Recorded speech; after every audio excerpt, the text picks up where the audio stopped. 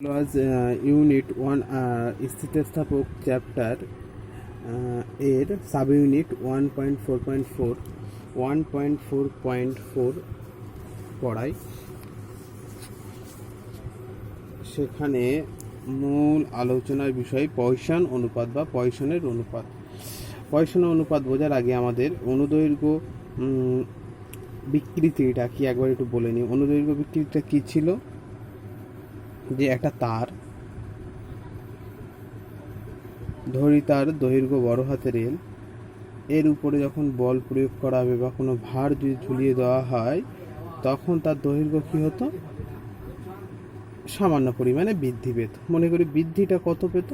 ছোট হাতের এল। তাহলে অনুদৈর্ঘ্য বিকৃতি কত হতো? অনুদৈর্ঘ্য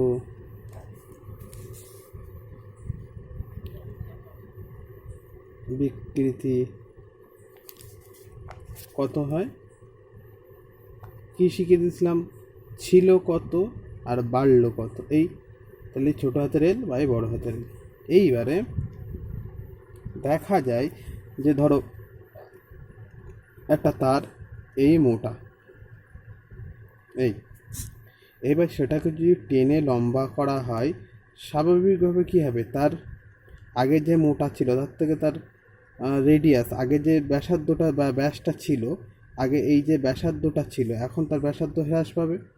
এটা তো স্বাভাবিক হিসাব। তাহলে আগে যদি ব্যাসার্ধ হ্রাস পায় তাহলে ব্যাসও হ্রাস পাবে। তাহলে শুরুতে ছিল ধরে নিচ্ছি ব্যাস ধরে নিচ্ছি ডি, এবং ব্যাসার্ধ হ্রাস হলো কত? হ্রাস পেল কত? ছোট হাতে ডি। তাহলে প্রথমে ব্যাসার্ধ কত ছিল? প্রথমে ব্যাসার্ধ ছিল ব্যাস ছিল বড় হাতের ডি, তাকে টেনে লম্বা করা অর্থাৎ বল প্রযুক্ত করার পরে তার ব্যাসটা কত হ্রাস পেল? ডি। তাহলে এই যে পরিবর্তনটা হলো কেমন বরাবর? 500 বরাবর না দৈর্ঘ্য? এটা ছিল দৈর্ঘ্য, বলে দৈর্ঘ্য বিকৃতি। এটা কেমন হচ্ছে? 500 বরাবর, 500 বরাবর, সাইড বরাবর, ওই জন্য এটাকে কী বলা হবে? পার্শ্বীয় বিকৃতি। এটাকে কী বলা হবে? পার্শ্বীয়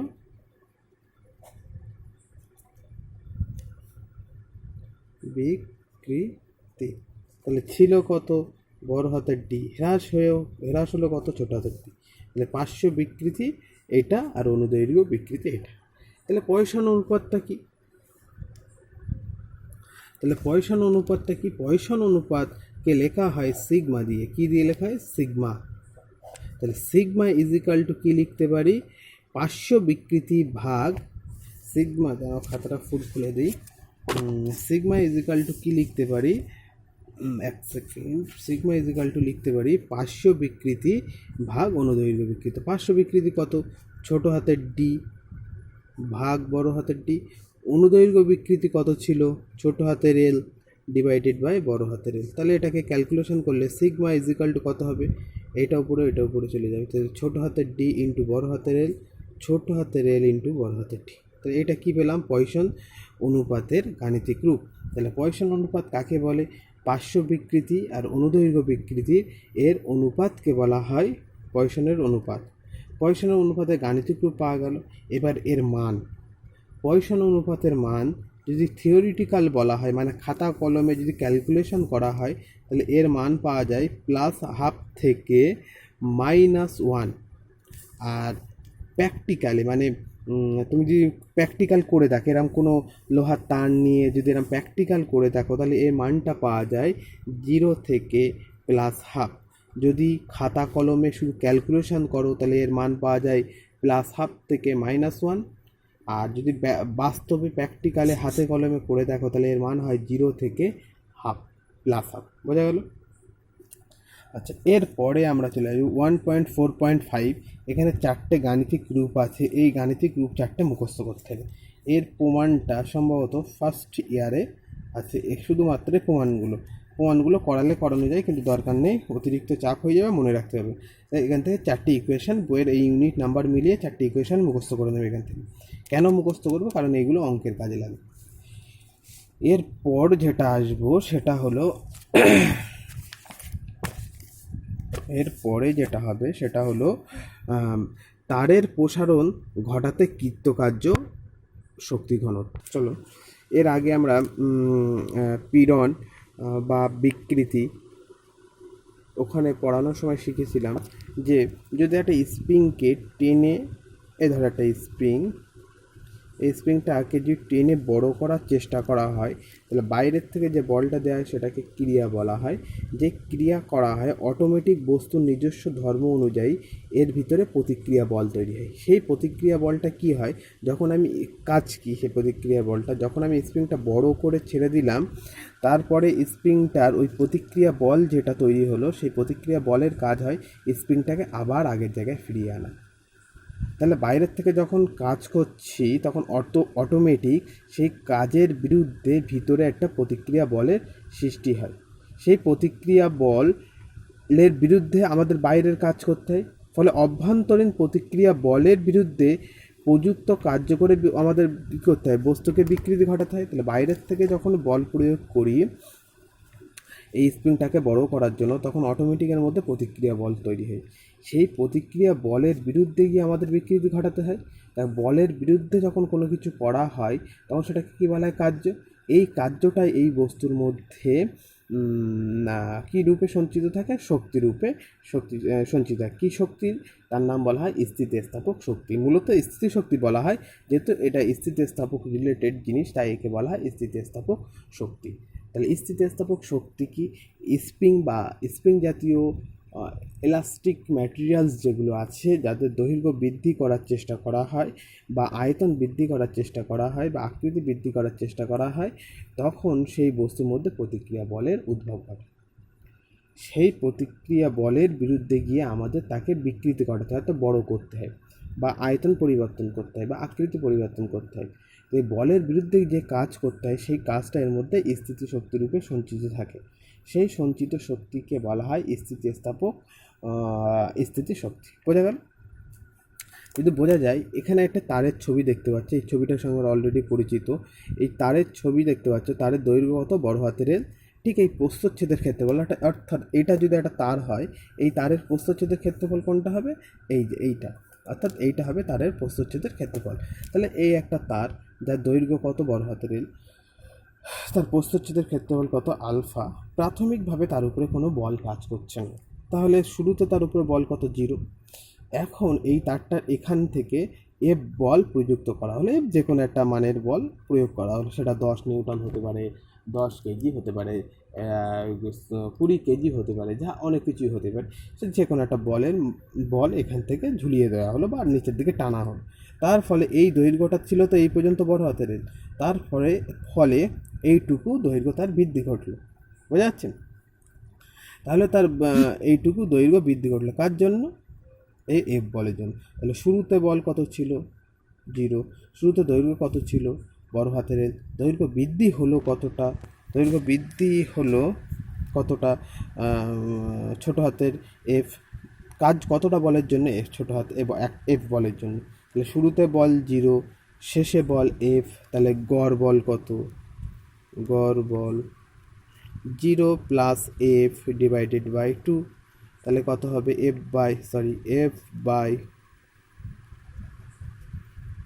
আসলে ফোন দেখে লিখছি তো সমস্যা হচ্ছে, এই এফ বাই 2। ফোনের ডিসপ্লের দিকে তাকাচ্ছি, খাতার দিকে তাকাতে পারছি নি, ওই জন্য এটা কাটাকুটিটা হলো। তাহলে গড় বল কত, এফ বাই 2। তাহলে কৃতকার্য কত হবে, কৃতকার্য ইজিক্যালটা আমরা কি জানি, বল গুণ সরণ। তাহলে বল কত, এফ বাই 2, এফ বাই 2। সরণ কত হলো, কতটা বাড়লো, ছোটো হাতের এল, এই। তাহলে কৃতকার্য কত হলো, কৃতকার্যকে আমরা বড় হাতের ডাব্লু দিয়ে লিখি। কৃতকার্য ইজিক্যাল টু কী হবে, এফ এল ডিভাইডেড বাই 2।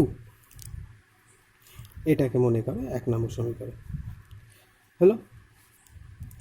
এখন এই বস্তুটার ইয়ং গুণাঙ্ক কত হবে, ইয়ং গুণাঙ্ক ইজিক্যাল টু আমরা কি জানতাম, তাহলে এই পর্যন্ত একটা গল্প শেষ হয়ে গেল।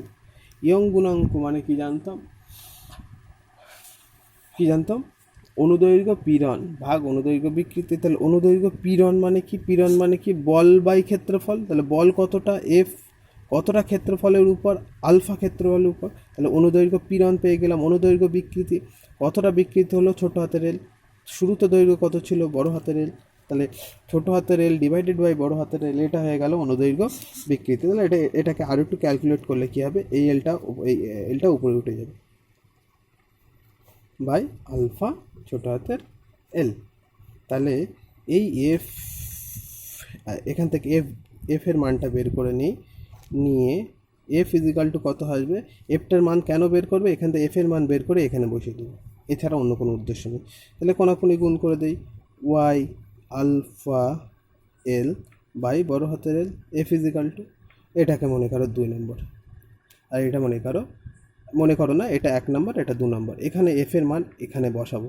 আমি পরের পেজে ইকুয়েশনটা লিখে নিয়ে আর ভিডিওটা স্টার্ট করছি। তাহলে এই এফের মানটা এখানে বসিয়ে দেবো। তাহলে ইকুয়েশনটি কি আসবে, হাফ ওয়াই আলফা এল ছোটো হাতের এল ডিভাইডেড বাই বড় হাতের এল ইন্টু ছোটো হাতের এল। দেখি তাই এসছে কি, তাই এসছে। তাহলে এটাকে একটু সিম্পলিফাই করলে কি দাঁড়াবে, হাফ, একটু ফোকাস করে নেই তাহলে লেখাটা বোঝা যাবে, এই হাফ ওয়াই আলফা ছোটো হাতের এল স্কোয়ার ভাগ বড় হাতের এল। তাহলে এই যে কৃতকার্য অর্থাৎ স্থিতিস্থাপক শক্তি, এটা কতটা তারের মধ্যে সঞ্চিত হলো, কতটা তার, এই যে এইখানে এই দৈর্ঘ্যের তারের মধ্যে, তাহলে এই তারটার দৈর্ঘ্য কত সবাই বলো, এল। তারটার প্রস্থচ্ছেদের ক্ষেত্রফল কত, আলফা। তাহলে ক্ষেত্রফল, প্রস্থচ্ছেদের ক্ষেত্রফল ইন্টু দৈর্ঘ্য করে দিলে কি পাবো, আয়তন পাবো। তাহলে এই যে স্থিতিস্থাপক শক্তি কতটা আয়তনের মধ্যে সঞ্চিত হলো, কতটা আয়তনের মধ্যে, এল আলফা আয়তনের মধ্যে সঞ্চিত হলো। তাহলে একক আয়তনে সঞ্চিত শক্তি কত হবে, তাহলে একক আয়তনে সঞ্চিত শক্তি, সেটাকে আমি অত কথা লিখছি না, একক আয়তনে সঞ্চিত শক্তি। দেখতে পাচ্ছ 11-12 মিনিট হয়ে গিয়েছে, এরপরে আরও যে খাতায় লিখতে থাকি, ভিডিও বড় হয়ে গেলে আপলোড করা খুব সমস্যা হয়। তাহলে কথাগুলো শুনে নাও, একক আয়তনে সঞ্চিত শক্তি। তাহলে কি করতে হবে, এই শক্তিকে আয়তন দিয়ে ভাগ করে দেবো, এটাকে ছোটো হাতের ডাব্লু দিয়ে চিহ্নিত করলাম। তাহলে ছোটো হাতের ডাব্লু ইজিক্যাল টু কী হবে, এই জিনিসটাকে ভাগ করে দিতে হবে। তাহলে half Y alpha L square by L, এটাকে কী দিয়ে ভাগ করবো, আলফা এল।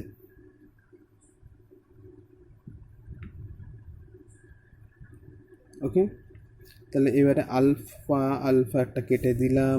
তাহলে ছোটো হাতের W equal to half Y ছোটো হাতের এল স্কোয়ার ডিভাইডেড বাই বড় হাতের এল স্কোয়ার। দেখো হলো। এইবারে একটু আমাদের ক্যালকুলেশন অন্য জায়গায় করে নিতে হবে, একটু ক্যালকুলেশন করে নেয়। খাতাটা আমি একটু ঘুরিয়ে ধরি, তাহলে অনেকটা লাইন পাওয়া যাবে। ধরো আমরা Y equal to Young modulus equal to কী জানতাম, অনুদৈর্ঘ্য পীড়ন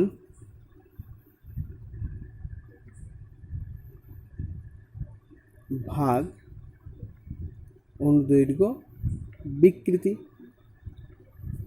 তাহলে অনুদৈর্ঘ্য পীড়ন ভাগ অনুদৈর্ঘ্য বিকৃতি, তাই তো।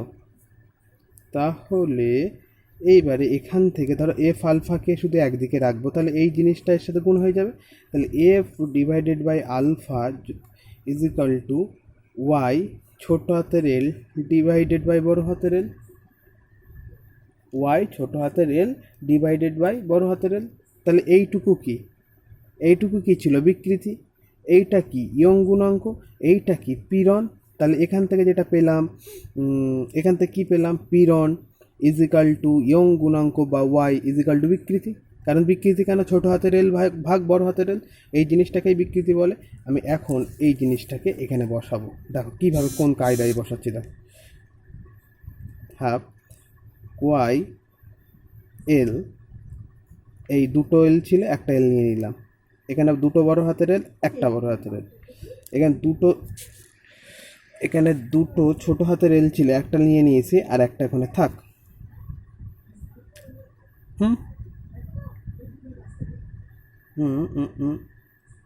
দুটো ছোটো হাতের এলে দুটো হয়ে গেল, একটা আর এখানে বড় হাতের এলে একটা নিয়েছিলাম, একটা হলো। তাহলে দেখো এখন এই জিনিসটার জায়গায়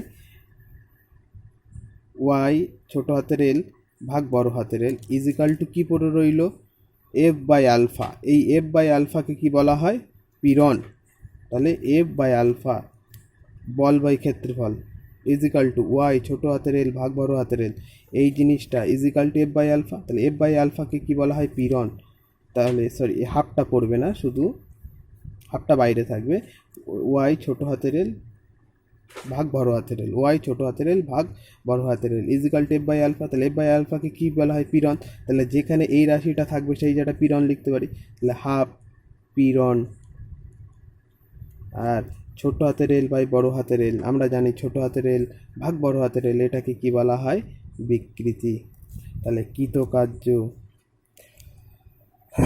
বা একক আয়তনে কৃতকার্য, আচ্ছা ছোটো হাতের ডাব্লু দিয়েই থাক, একক আয়তনে কৃতকার্য ইজিক্যাল টু হাফ পীড়ন গুণ বিকৃতি। এটা পরীক্ষার জন্য খুবই গুরুত্বপূর্ণ। তাহলে হাফ একক আয়তনের সঞ্চিত শক্তি ইজিক্যাল টু হাফ পীড়ন গুণ বিকৃতি, এটা খুব গুরুত্বপূর্ণ।